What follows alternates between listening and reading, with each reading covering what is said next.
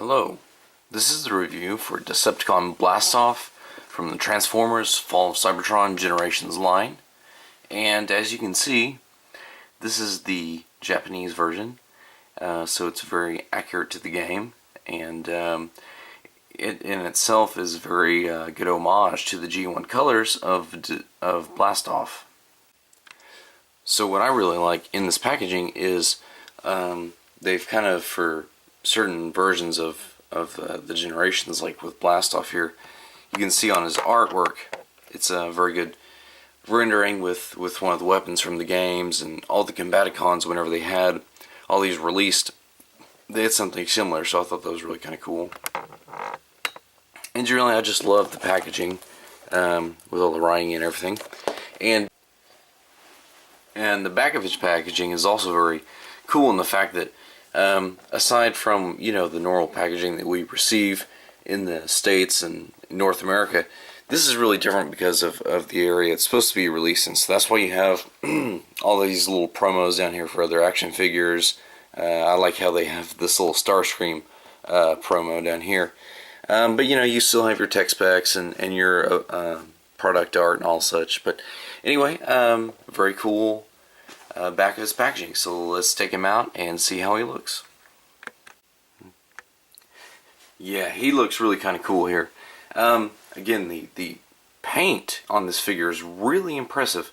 One of the things that I really love is here for his back parts of his shuttle mode. You know, you have obviously the brownish stripes, and then you have the really cool silvers and the blacks and everything. And even on his chest, you can kind of see up here on the top, it's the Decepticon symbol. And then the parts in the game that, you know, would normally glow and such.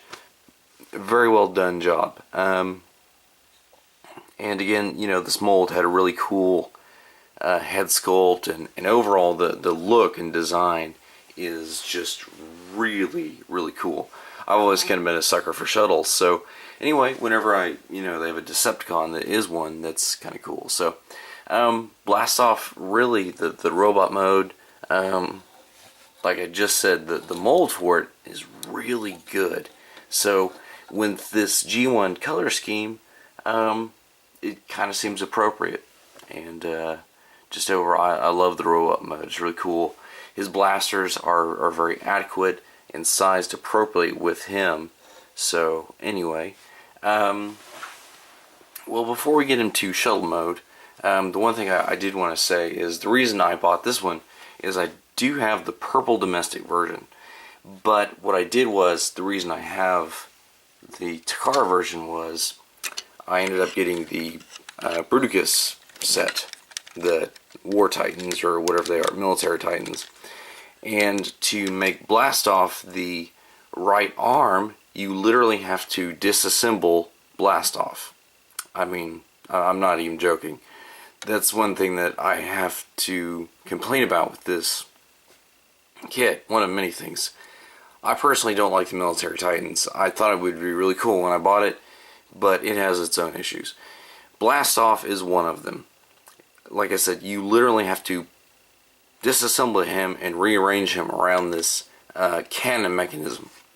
And the way they have you disassemble him, you're taking him off ball joints and other swivel joints and such that it really kind of bugged me. And that's one thing that I really have to gripe about with the military Titan set. So that's why I ended up buying another Blastoff. And while I've got this one here, there's one thing that I absolutely have to rip on.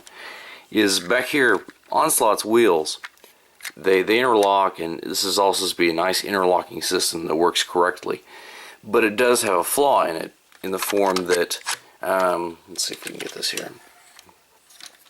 These pieces are supposed to lock into the cannon pieces, which are then supposed to lock into the torso piece. The only problem is as you can see, these pieces, they're assembled and they fit in like where they're supposed to go to. These just kind of plug onto the top. Well, as you can see, these little clips right here are supposed to plug in right here and right here. This one plugs in, but if I was to push this one far enough over, it would pop this one out and pop the cannon off also. So by pushing this over right here, trying to make it fit, it there's not enough clearance.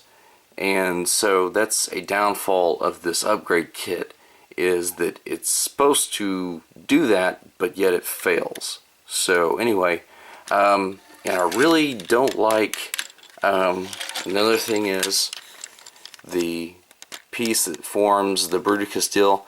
It just comes unplugged, and I mean, it doesn't stay in there very well. I mean, the slightest little thing will just make it pop out, and then you've got it loose, and you've got to fart with this stupid mess. Whatever, it's not about that piece of crap. It's about this guy right here. So, we'll go ahead and transform into Space Shuttle mode and see how he looks. So, I really dig the Space Shuttle mode, just because all these fins back here, you know, even though it's supposed to be Cybertronian, it looks very gnarly. And I love the detailing on the wings. That's really kind of cool. Again, the black paint that they have on this thing, except for a couple places, is not really black. It's more of a really kind of a brownish black. So anyway, it really goes well with the overall figure, and yeah, kind of digging it. Now, the one thing that I've always kind of not really cared for in this figure is on the wings. They're not really defined. I mean, from the front, yeah, you kind of get more of a sense, but in other angles and such, the wings are not really that big, and the reason is they form the legs later on, so you're kind of limited in what you can do. Now, from this angle, you can see this is the leg. All you do is you fold this and kind of flip it around for shuttle mode, and really, you know, it's not as defined. So I guess what they kind of did was, whenever they made this figure, was if you look at the guns on this, they kind of have a wing piece. And so visually, if you were to plug the cannons in on his wings, without popping it out of place down here,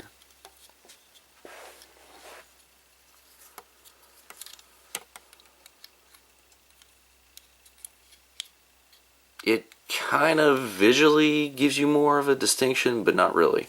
When you look at it, I mean, yeah, on the camera it looks bigger than it is, but you know what? Whatever. It's not a deal breaker. I mean, I bought another one, for crying out loud, and it looks kind of cool like this with his cannons. So, really, overall, this version of Blastoff, you know, would I recommend it? Yeah, definitely. I mean, you don't have to have every piece to make a combiner. If that was the case, I'd have to buy 4 more of the Combaticons. So, anyway, just for him by himself, yeah, he's really cool. I love Blastoff. It's a good figure. Excellent paint scheme, as I've mentioned 100 times before in this video. So yeah, I mean, I dig it. And overall, more good than a couple of bad nitpicks. Also, one thing I did want to mention that I forgot to on the Military Titans, Vortex, you basically have to pull him apart at a swivel joint and basically just have him in 2 pieces to make the arm of the Bruticus set. So I've also ordered another Vortex because I don't like the fact you have to disassemble 2 of them to make a big robot. There's something kind of wrong there. So look forward to the review of the Japanese Vortex coming up for too long. Thanks. Bye.